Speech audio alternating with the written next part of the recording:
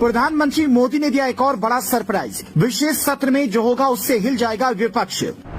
One nation one election से देश को होगा कितना फायदा, बिना जाने विरोध क्यों। नमस्कार, जय श्री राम मेरे प्यारे दोस्तों। मैं अर्जुन अटल आप सभी का स्वागत करता हूं, आप सभी को तहे दिल से प्रणाम करता हूं। इस सितंबर महीने में 18 से 22 तारीख के बीच का जो सेशन होने वाला है, उस सेशन में एक बिल इंट्रोड्यूस होने वाला है जिसका नाम है वन नेशन वन इलेक्शन।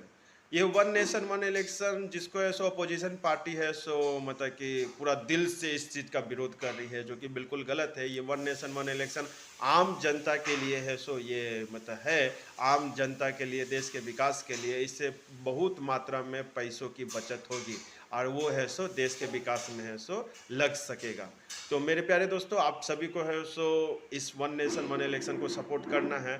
और ये one nation one election Bharat अकेला नहीं है, इसके अलावा भी है सो साउथ अफ्रीका, स्वीडन जैसे जो मतलब देश थे, जो मतलब डेवलपिंग देश थे, मतलब वहाँ पर भी है सो मतलब इस कॉन्सेप्ट को इंट्रोड्यूस किया गया है। इस कॉन्सेप्ट के अनुसार ही वहाँ पर इलेक्शन होता है। टॉप लेवल से लेकर के ग्राउंड लेवल तक है सो वहाँ जो भी इलेक्शन होता है एक समय में एक साथ इंट्रोड्यूस किया जाता है, एक साथ किया जाता है। स्वीडन में है सो प्रत्येक 4 साल के अंतराल में है सो सितंबर महीने में सेकेंड वीक को है सो मतलब कि पूरा टॉप लेवल से लेकर ग्राउंड लेवल तक का है सो इलेक्शन होता है। भारत में भी ये होता था देश आज़ादी के बाद है सो 1952, 1957, 1962, 1967 में है सो इस तरीके से ही इलेक्शन हुआ। लेकिन बाद में है सो कुछ मतलब कि कुछ राज्य में है सो प्रेसिडेंशियल रूल लागू हो गया था, आपातकालीन जैसा सिचुएशन। उसके बाद है सो ये डिसकंटिन्यू हो गया।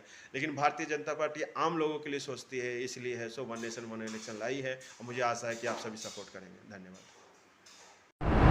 प्रधानमंत्री मोदी ने दिया एक और बड़ा सरप्राइज। विशेष सत्र में जो होगा उससे हिल जाएगा विपक्ष। वन नेशन वन इलेक्शन से देश को होगा कितना फायदा, बिना जाने विरोध क्यों कर रहा विपक्ष। पीएम मोदी सरप्राइज फैसलों के लिए जाने जाते हैं। नोटबंदी हुई तो किसी को कानो कान खबर नहीं हुई, जीएसटी आया तो अधिकारी सोचते रह गए। अब विपक्ष अपनी एकता की प्लानिंग कर रहा था, उधर पीएम मोदी ने अपना ही प्लान तैयार कर लिया और G20 शिखर सम्मेलन के बाद संसद का विशेष सत्र बुला लिया। जैसी ये खबर आई, पूरे विपक्ष में खलबली मच गई। सूत्रों के हवाले से खबर चलने लगी कि विशेष सत्र में one nation one election bill सरकार लेकर आने वाली है। मतलब उसके बाद से देश में एक ही साथ चुनाव हुआ करेंगे। हालांकि अभी पक्का नहीं है ये बिल आएगा या नहीं, लेकिन बिना चर्चा के ही विपक्ष ने विरोध करना शुरू कर दिया है। शिवसेना नेता प्रियंका चतुर्वेदी ने कहा, अगर ये बिल आया तो हम इसका विरोध करेंगे। पीएम मोदी को पहले से पता था कि ये होगा, इसलिए उन्होंने राज्यसभा में कहा था कि सीधे कह देना हम इसके पक्षधर नहीं हैं। आप इस पर चर्चा तो करिए भाई, आपके विचार होंगे, हम चीजों को स्थगित क्यों करते हैं। मैं मानता हूँ जितने भी बड़े बड़े नेता हैं उन्होंने कहा है यार इस बीमारी से मुक्त होना चाहिए। 5 साल में एक बार चुनाव हो, महीना 2 महीना चुनाव का उत्सव चले,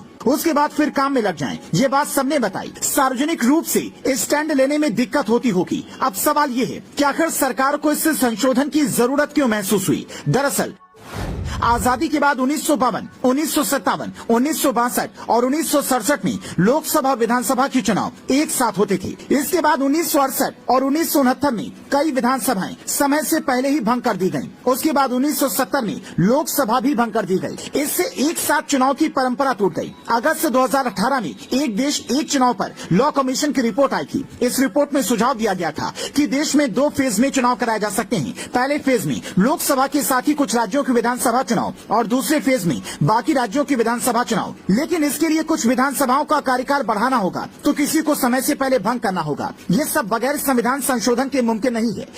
विपक्ष कह रहा है इसको लेकर पार्टियों से पहले राय नहीं ली गई, लेकिन 22वें लॉ कमीशन ने सार्वजनिक नोटिस जारी कर राजनीतिक दलों, चुनाव आयोग और चुनाव प्रक्रिया से जुड़े सभी संगठनों से इसको लेकर राय मांगी थी। लॉ कमीशन ने पूछा था कि क्या एक साथ चुनाव कराना किसी भी तरह से लोकतंत्र, संविधान की मूल ढांचे या देश के संघीय ढांचे के साथ खिलवाड़ है। कमीशन ने भी पूछा था कि हंग असेंबली या चुनाव में त्रिशंकु जनादेश की स्थिति में जब किसी भी राजनीतिक दल के पास सरकार बनाने के लिए बहुमत न हो, चुनी गई संसद या विधानसभा के स्पीकर की ओर से प्रधानमंत्री या मुख्यमंत्री की नियुक्ति की जा सकती है। एक देश एक चुनाव की बात कोई नई नहीं है, काफी पहले से ये चर्चाएं चल रही हैं। केंद्र सरकार ने अब 18 से 22 सितंबर तक संसद का विशेष सत्र बुलाया है, जिसमें क्या होगा अभी तक किसी को कुछ नहीं पता है। पीएम मोदी जानते हैं कि उन्हें कब क्या करना है।